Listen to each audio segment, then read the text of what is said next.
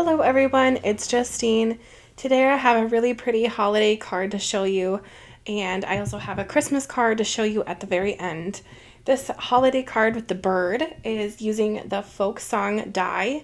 I'm also using the Happy Holidays die that's right over in my hands right there, and that Happy Holidays is called Classic Happy Holidays from Spellbinders, and the bird is from the folk song die. So there's the die for the main bird, and to have the colors pop out from the back, I just glued paper on the back, but you could inlay each die if you want. If you don't know what that is, it's basically putting the little hearts and those little dots from other colors into the bird, which you totally could do, but I find it a little bit more enjoyable to just put it on the back and have it pop through.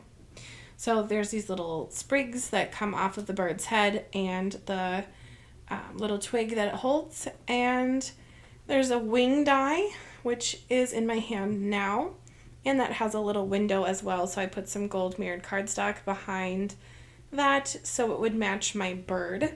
Then there are these tail feathers. Now these tail feathers are kind of funny to me. They kind of remind me of a peacock. But to assemble them, I'm going to use some purple craft tape and put my main piece down. Then I will inlay my die cut pieces by putting them on the purple tape. The tape is sticky enough for my pieces to not fall out, and this is how it worked for me. So this is what I did. I already did it for the other two pieces in the middle of the screen, and I'm just finishing this one for you on camera. No glue needed when you use tape, I guess. Anyway, now that I have all my pieces on the tape, I will just take my scissors and cut away. Just to speak about the tools that I'm using here, I used these spring-loaded tweezers, and then spring-loaded scissors, which I find very helpful for cutting, especially careful cutting like that. And then I have my reverse tweezers that's laying down there in gray, and that's very helpful for placing different things on cards. I am also using the liquid glue Barely Art, and you can see these reverse tweezers are going to go into effect right now because I'm holding a very tiny piece of the die cut, and I'm able to glue with ease and not have glue all over my hands because those tweezers hold my piece for me. Then I'm using the Barely Art liquid glue, and I love this glue. It has a very fine tip and it makes gluing even the smallest details quite easy. Then I'm going to take my bird and just glue all over the back to make sure that it has enough stick. But before I glue the back, I'm so sorry, I misspoke. I'm going to add the little head feathers, I guess. Now these two dies are a little different. I suppose you could use them as tail feathers if you wanted, but I chose to add both of them onto the head because I think it gives the bird some sass and character. Anyway, I am not going to glue on the back of the little head feathers because I don't want them to be laying flat. I want them to have a little character, so I'm leaving them up. Now I'm just setting the tail feathers down where I think they might go so I can place my bird accordingly. I don't want the feathers to come off of the whole card, so I just had to be careful.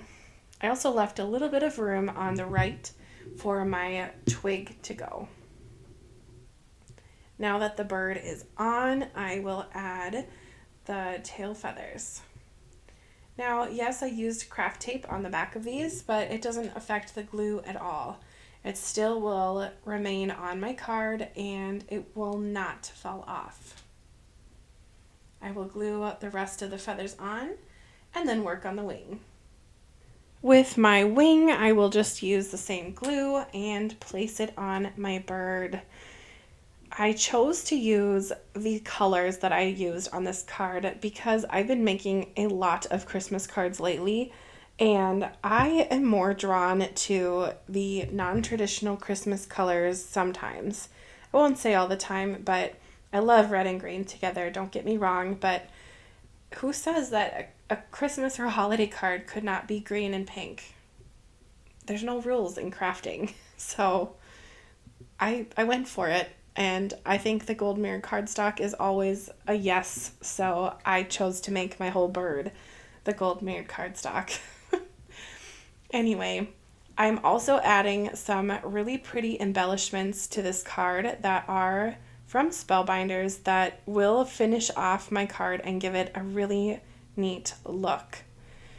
Now, I was able to pop my bird's beak up a little bit to get my twig in there, but I guess I should have maybe put that twig on before I put my bird on, but it's fine.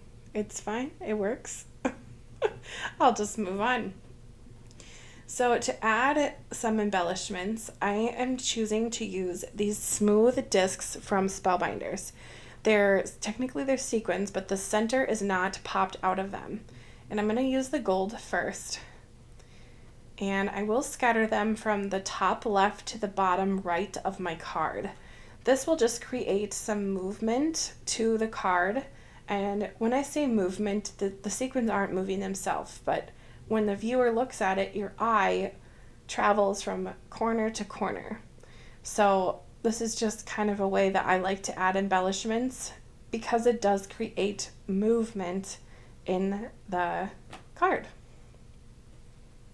The nice thing about this bird stamp set called Folk Song is that you can change the color of the bird or the background and make a totally different card. And I will be showing you that at the end of this bird video here. I will show you another card that I made that is totally different than this card. It has the bird in the same spot with a different sentiment, but changing the colors really changes the whole attitude of the card very dramatically. So now that I'm almost finished with these gold smooth discs from Spellbinders, I will go in and add a little bit of flair to my bird's head feathers. So I'm going to do that with these little pearly gems that I have also from Spellbinders. And these are from the Color Essentials collection. Now these little embellishments are in the Fashion Spruce color, and they don't match perfectly with my bird, but I think the tones of greens that I have going on makes it's fine. So I'm going to use my 2-in-1 and just pop off those little embellishments and put them right on the tops of each of my head feathers on my bird. I really like my 2-in-1 from Spellbinders. I think it's one of those tools that I use all the time. And this little pokey part is nothing to be scared about. When I first got my 2-in-1, I thought, what in the world do people use that pokey end for card making? Well, this is it. For embellishments that are already self-adhesive and you don't have to add glue, just pop it right on. Now for this other card that I made with the Spellbinders Folk Song die, I also chose to use the Christmas die from the Merry Flourish die set. And I used purples, greens, and blues and added some old Spellbinders gemstones that I had from leftover card kits. And I made a really pretty card. So don't be afraid to go through your stash and use up some of those old gemstones, sequins, or really any embellishment to really give an oomph to your card.